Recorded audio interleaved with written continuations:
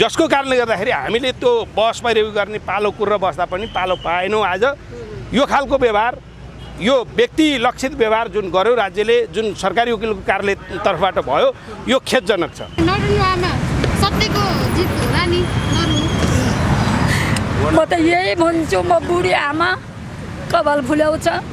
म कसैको अन्याय सरकारले सबै कुरा राम्रो गरे भए सत्य कुरा भने भए म किन गर्थेँ? अन्याय भयो, हामीले बोल्नुपर्छ। रवि लान्छानेले धेरै अन्याय भयो, उसले राम्रै काम गरेको हो।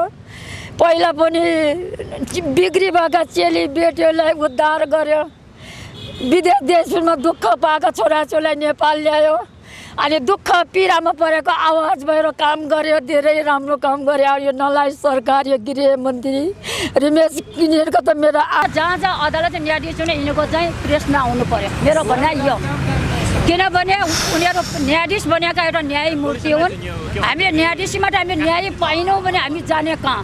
न्याय त पाउनु पर्यो नि। यिनीहरूले जति कुरा राजनीति पर्सो छाने पनि न्याय त न्यायाधीशले गर्ने हुन्। न्यायाधीशले नचेपुन्।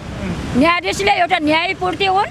जनताको आमाको, जनता 3 करोडकी आमाको, 3 करोड बाउको, 3 करोड व्यवहारका आशीर्वाद यी न्यायाधीशहरू न छ।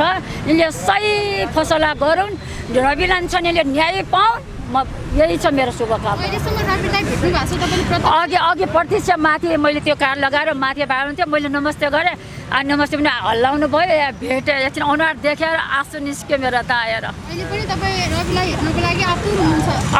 न हिजो जो अब त्यस्तो गरिनँ। अब हिजो फेरि थुन्छ, 90 दिन राखेन भने फेरि राखेँ। सत्यको जित होला नि।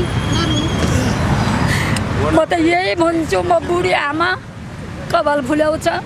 म कसैको अन्याय सरकारले सबै कुरा राम्रो गरे भए सत्य कुरा भने भए म किन गर्थेँ? अन्याय भयो, हामीले बोल्नुपर्छ। रवि लान्छानेले धेरै अन्याय भयो, उसले राम्रै काम गरेको हो। पहिला पनि बिग्री भएका चेली बेटीहरूलाई उद्धार गर्यो, विदेश देशमा दुःख पाएका छोराछोरीलाई नेपाल ल्यायो, अनि दुःख पीडामा परेको आवाज भएर काम गर्यो। धेरै राम्रो काम गर्यो यो नलायक सरकार, यो गृहमन्त्री रमेश यिनीहरूको त मेरो आँसु तिमीहरू कहाँ जाउला र? नेपाल आमाको आँसुले तिमीलाई देख्ने छ। धेरै अन्याय रवि नगर। म त यही भन्छु, अति नै नगर। रवि न्याय पाउँछन्, किनभने सत्यको विजय हुन्छ होइन।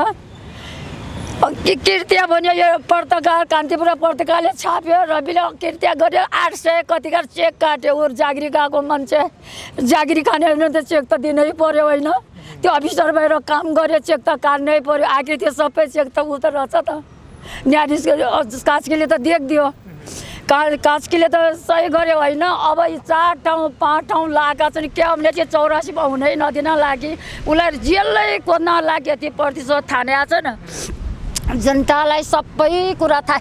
यिनीहरूले यस्तो गरे नि, एमालेका मान्छे अब रवि लान्छाने पक्षमा हिँड्न लागे, काङ्ग्रेसका मान्छे रवि लान्छाने पक्षमा लागे। जति पनि साना बालिका माथि देख्नु त सबैले रवि अन्याय भयो भने त पढे लेखे। हामी त ल नपढ्या नलेख्या भयौँ गरे, पढे लेख्या विज्ञहरू वा न्यायाधीश सुशीला कार्की पहिला न्यायाधीश भएका मान्छेहरूले, अनि माओवादीका प्रचण्डले, माओवादीका पहिला बाबुराम भट्टराईले, नेपाली काङ्ग्रेसका 2टा ने सबैले त राजनीति पर्सो छानेका हुन् भन्ने त सबैलाई थाहा छ। तिमीहरूलाई पनि थाहा छ। तिमीहरू पत्रकारले यो भन्छ बाबु, कसैको अन्याय नगर्नु, सत्य कुराको लागि बाहिर ल्याउनु, डर नमान्नु। कान्तिपुरैले गरिन अन्यायमाथि ठग्ने, दुनियाँ न ठगी बुढो फर्काउने, त्यही नै मेरो त्यहाँको उछ गरे त हार्ट एट्याक।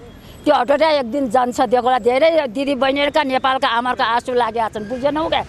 त्यसले आफूले सत्य कुरा बोल्नु, सत्यको जे छ त्यही तथ्य कुरा ल्याउनु। तिमीहरू पत्रकारहरू त्यही आमाहरूको आशीर्वाद लाग्छ। अहिले अब रवि लामिछानेले न्याय नपाउँदासम्म काठमाडौँमै बस्नु? म यही बस्छु। रवि लामिछाने जब न्याय निस्किन्छ नि, पार्टी कार्यालय गइकन एमाले त्यो सङ्गठन सदस्य च्यातिकन जुत्ताभित्र राखिदिन्छु। म सङ्गठन सदस्यहरू सबै मेरो श्रीमान वडाध्यक्ष सबै छ। मलाई पनि वडाध्यक्ष मेरोमा उठ त मलाई भनेको मैले नगरे हो। मेरो छोराछोरीको म एउटा मेरो श्रीमान पहिले बिति जानुभयो, सबै त मैले काम गर्नुपर्छ, त्यही भएर म नलागे पनि हो।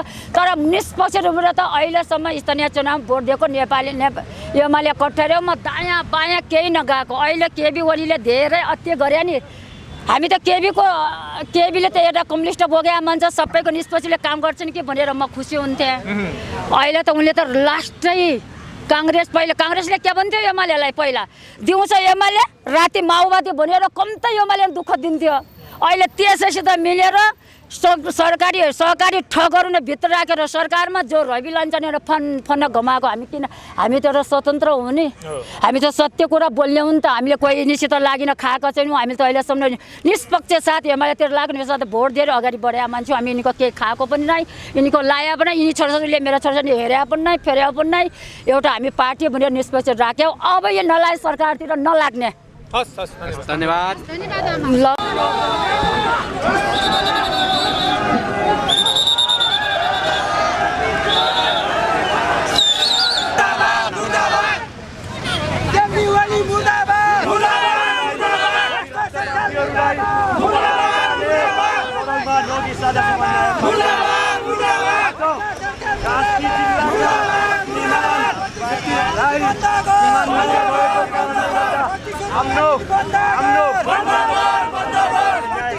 र जायरवालाको तर्फबाट आउनुभएको केही कान व्यवसायहरूको तर्फबाट बहस भइरहेको अब सरकारी वकिल कार्यालयबाट बहस भइरहँदाखेरि उहाँले के भन्यो भने बाहिर राख्नुहुन्न हिरासतमा राख्नुपर्छ बाहिर राख्यो भने प्रमाण नष्ट हुने सम्भावना छ डर छ भन्नुभयो उहाँको यो प्रकारको अभिव्यक्तिलाई चाहिँ तपाईँले कसरी लिनुभयो होइन अहिले सम्मानित अदालतले त्यो विषयमा आदेश नगरेसम्म सम्मानित अदालतमा विचाराधीन भएको मुद्दा भएको कारणले यो विषयमा केही पनि नबोलौँ उहाँहरूले आफ्ना आर्गुमेन्टहरू आफ्नो बहसको क्रममा राख्न सक्नुहुन्छ तर दुःखद कुरा चाहिँ के हो भने सरकारी वकिलको कार्यालय काठमाडौँ जिल्ला सरकारी वकिलको कार्यालयतर्फबाट एउटा नागरिकमाथि डिस्क्रिमिनेसन गर्ने काम गर्यो त्यो के हो भने हिजो यही मुलुकका नागरिकहरू ती नागरिकहरूलाई अनागरिक बनाएर भुटानी शरणार्थीको रूपमा मानव बेचबिखन गर्नेहरूका लागि बहस परिरहेको गर्न त्यही काठमाडौँ जिल्ला सरकारी वकिलको कार्यालयतर्फबाट जम्मा 2 जना मान्छे मात्रै उपस्थित भएको थिए आज रवि लामिछानेको मुद्दामा जिल्ला सरकारी वकिलको कार्यालय खाली गरेर यहाँ बहस परिरहेको लागि उपस्थित भइयो जसको कारणले गर्दाखेरि हामीले त्यो बहस परिरहेको गर्ने पालो कुरेर बस्दा पनि पालो पाएनौँ आज यो खालको व्यवहार यो व्यक्ति लक्षित व्यवहार जुन गर्यो राज्यले जुन सरकारी वकिलको कार्यालयतर्फबाट भयो यो खेदजनक छ जसरी कास्कीमा पनि एउटा 84 दिन लामो समय उहाँले बिताउनु भयो होइन उहाँको मुद्दा र उताको मुद्दा र यताको मुद्दामा चाहिँ के फरक पाउनुभयो तपाईँ होइन मुद्दामा भनेको सहकारीको नाम मात्रै फरक छ उहाँको मुद्दामा सम्पत्ति शुद्धिकरण जोडिएको थियो यहाँको मुद्दामा सङ्गठित अपराध र त्यस पछाडि ठगी मात्रै जोडिएको छ यहाँ सहकारीको विषय ल्याइएको छैन मुलुकी फौजदारी संहिताको दफा 249 लाएर ल्याएको अवस्था छ उहाँको र यहाँको मुद्दामा फरक छ किनभने उहाँ सहकारी ऐन लगाएको छ यहाँ सहकारी ऐन लगाएको छैन सरकारी वकिल कार्यालयले चाहिँ के प्रमाणहरू पेश गर्नुभयो जुन नष्ट हुने आधारहरू छन् त्यो चाहिँ हिरासतमै राख्नुपर्छ भन्ने होइन आज त प्रमाण पेश गर्ने दिन पनि होइन होइन आज थुन्चेकको बहस गर्नुपर्ने दिन हो होइन थुन्चेकको होइन उहाँहरूको भनेको उहाँ चाहिँ एउटा शक्तिशाली व्यक्ति हो अर्गनाइज क्राइम गर्नु भएको छ उहाँलाई छोड्यो भने प्रमाण नष्ट हुन सक्छ त्यसकारणले उहाँलाई बाहिर राख्नु हुँदैन उहाँलाई कारागारमा नै पठाउनुपर्छ थुनेरै राख्नुपर्छ भन्ने उहाँहरूको त्यो खालको चाहिँ थियो समग्रमा यो मुद्दा लम्बिने हेर्नुहुन्छ या 1-2 दिनमा यसको फैसला हुन्छ कि होइन यस्तो छ अब सम्मानित अदालतले आज जुन ढङ्गले बहस परिरहेकोहरू भए यसलाई नियन्त्रण नगर्ने हो भने हामी प्रतिवादीका कान व्यवसायी रवि लामिछानेको तर्फका कान व्यवसायीहरूले बहस पैरवी गर्न कम्तीमा पनि हामीले 3 गते अगाडि पाउँछौँ जस्तो हामीलाई लागेको छैन त्यो पनि कोनी यहाँ थप मान्छेहरू सरकार या प्रहरी कार्यालयले जिल्ला प्रहरी परिसरले फोन गरेर जायरवालाहरूलाई बोलाएर जाऊ त्यहाँ वकिलहरूलाई वकालतनामा देऊ रविलाई हुनेर राख्नुपर्छ लामो समय त्यहाँ बहस पैरवी गराउनुपर्छ भनेर पठाएको अवस्था छ आज केही मान्छेहरू आउनु भएको थियो हामीले सोध्यौँ हामीलाई प्रहरीले बोलाएर पठाएको भन्नुभयो भलै उहाँहरू जायरवाला हो कि होइन हामीले यकिन गर्न पाएको छैनौँ अदालतले यकिन गर्यो होला र तिनै जायरवालाहरूको नाममा आज बहस पैरवी आज पनि भएको छ अब पर्सि पनि सायद त्यही निरन्तरता हुने होला जसको कारणले गर्दाखेरि हामीले बहस कहिले गर्न पाउने भन्ने कुरा यकिन भएको छैन अहिले ठ्याक्कै कति दिनसम्म लम्बिला जस्तो लाग्छ तपाईँलाई होइन मैले अघि नै भने 3 गते अगाडि हामीले पालो पाउँछौँ जस्तो हामीलाई लागेन अहिलेको अवस्था देख्दा समग्र मुद्दाको त यो हप्ता जान सक्छ त्यसो हुँदा हाम्रो तर्फबाट यदि पालो पाइयो भने हामी 1 दिनमा टुङ्ग्याउने पक्षमा छौँ कस्तो छ हिरासतमै रहने सम्भावना छ या थुनामुक्त हुने सम्भावना छ कसो होइन मैले अघि नै भने यो सम्मानित अदालतले बोल्ने विषय म अहिले यो मिडियामा तपाईँहरूको सामु अदालतले के आदेश गर्छ भनेर म आकलन गरेर बोल्दिनँ। पछिल्लो समयमा सम्पूर्ण मुद्दाहरूको यो सिनोफानो बहसहरू गर्दै आइराख्नु भएको छ, स्थिति त थाहा होला नि तपाईँले? होइन, स्थिति थाहा छ भने पनि अहिले मैले मिडियामा त्यो कुरोहरू चाहिँ बाहिर ल्याउन त्यो युक्तिसङ्गत हुँदैन, त्यस कारणले त्यो विषयमा तपाईँहरूले मलाई जोड नगर्नु होला। धन्यवाद।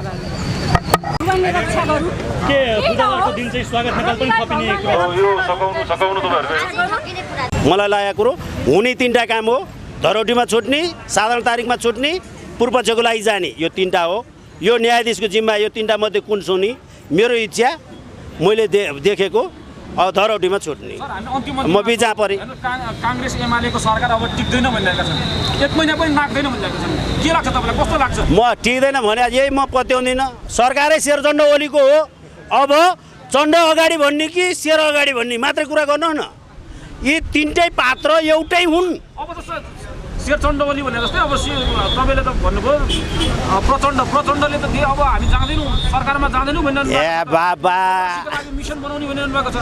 यो कुन दिन कहिले भने उनीहरूले त्यत्रो प्रोग्रामै चलाइरहेका छन्। बिहान जुरुको उठ्दैखेरि मान्छेले भन्छ म फ्रेस हुन जान्छु भनेर, एकछिन पछाडि म चिया खाँदैछु भन्छ, एकछिन पछाडि भोक लाग्यो भन्छ, भोलि फेरिन्छ कि फेरिँदैन? फेरिन्छ। प्रचण्ड के ओली के